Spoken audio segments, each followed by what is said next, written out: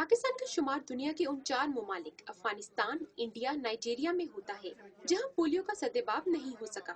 दुनिया भर में 247 केसेस में से गुज़श्ता साल 198 पाकिस्तान से मंजर आम पर आए। इस्लामाबाद में 3 रोज़ा पोलियो मुहिम के आगाज के मौके पर शहनाज वजीर अली ने कहा कि पोलियो के खात्मे के लिए कानून पर गौर किया जा रहा है।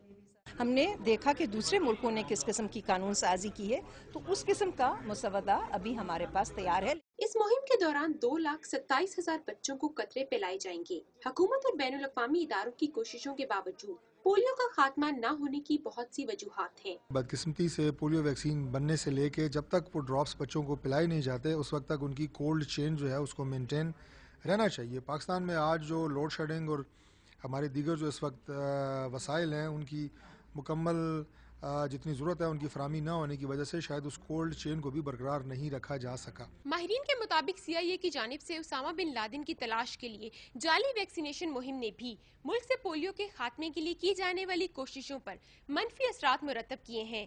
कैमरामैन नदीम खान के साथ अनीसा इलियास, डॉन न्यूज़, इस्लामाबाद।